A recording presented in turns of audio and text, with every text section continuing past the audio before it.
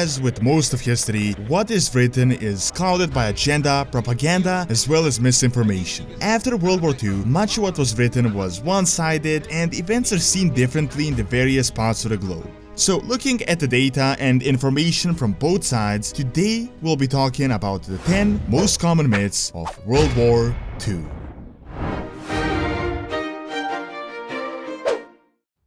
Number 10. USA won World War II. Fairly known as a myth to most people familiar with World War II, but according to this poll, there is quite a lot of people that believe that it was the USA that contributed most to the war effort. While the United States was a major participant, not just through military but also economy, the numbers tell the difference. The Soviet Union lost between 20 to 27 million people, from those around 10 million were military deaths, and China between 15 and 20 million with about 3 million military losses. On the other hand, the USA had a total of around 420,000 deaths, which is less than even the smaller countries like Yugoslavia or Romania. The United States did contribute a lot through strategic bombing, their navy, technology, as well as economy, but most of the actual fighting was done in the East, and the majority of the Axis army perished in the battle against the Soviet Union. Number 9. Mechanization. Many people believe that this was a large war of tanks and vehicles, however they don't know that horses played the biggest part in the logistics of the war.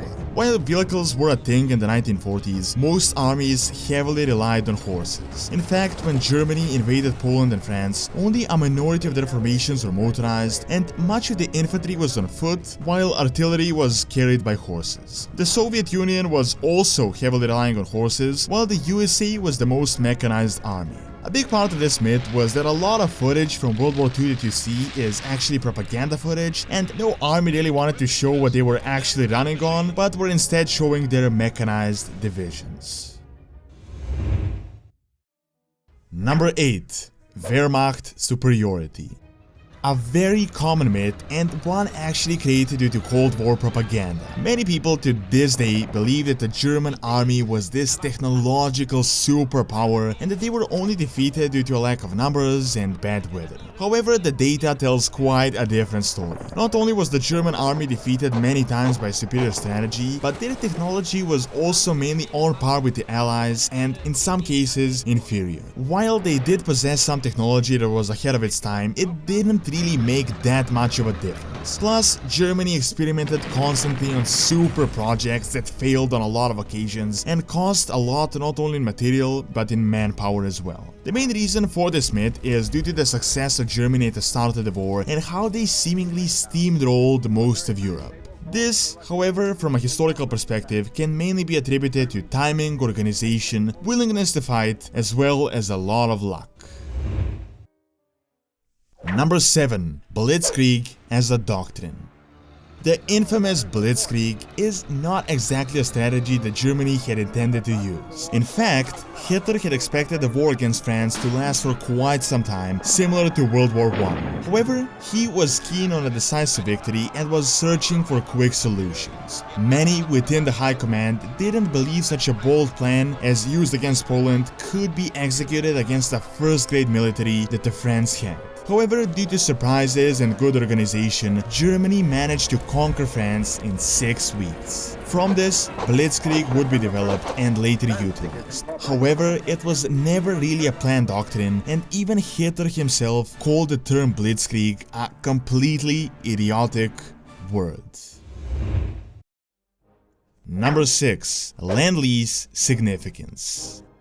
Lend-Lease was an American program that provided food, oil, materials, and weapons to allied nations. Many discount the significance that it had on the entire war effort.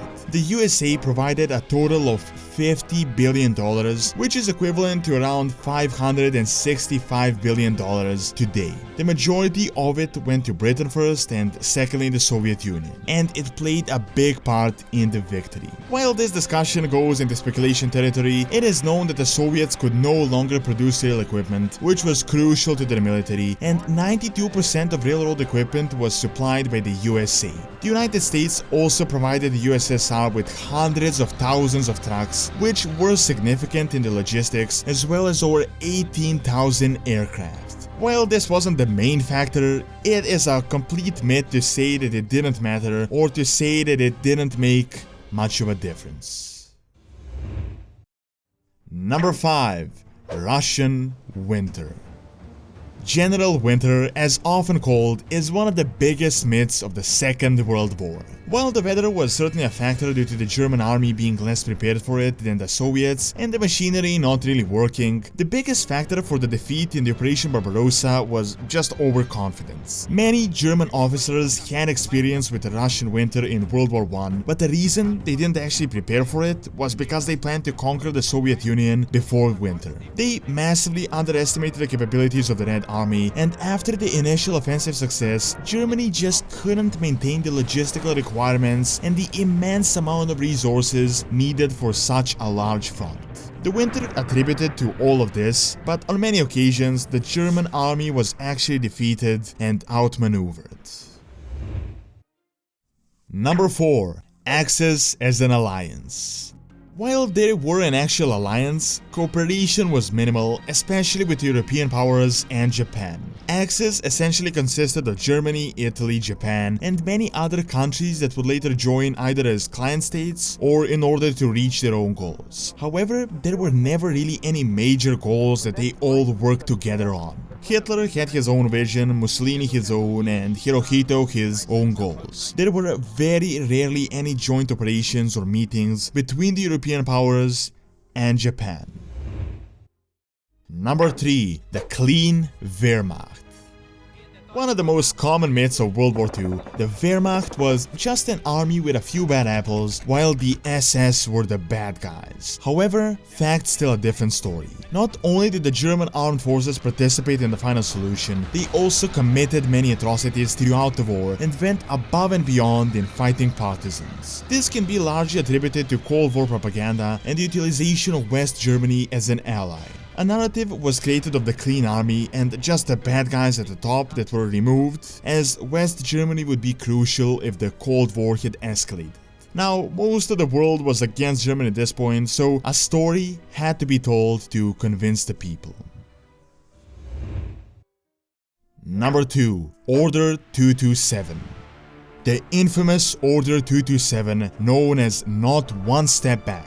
Often it is portrayed as the Red Army gunning down everyone who didn't want to mindlessly go into battle. However, most of that is just straight out fiction. What really happened was that each army had to create blocking detachments that would prevent retreat.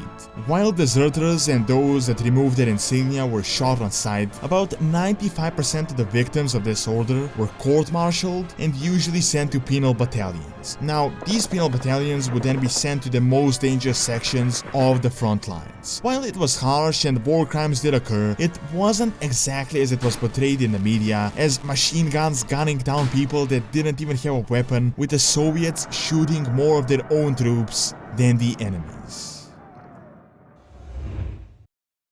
And lastly, number 1. German invasion of Britain.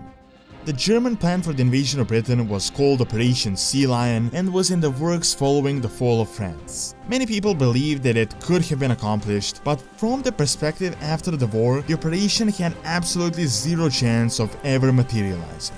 First were two main issues. Germany just never gained air or naval superiority at any point in the war, and these would be crucial for the invasion. Second was that the plan would require a lot more research than the Germans had done. They would need to learn about the beaches and what would happen after they pushed. So, from a logistical and strategical perspective, Germany never really had what was required to be able to invade, let alone conquer Britain.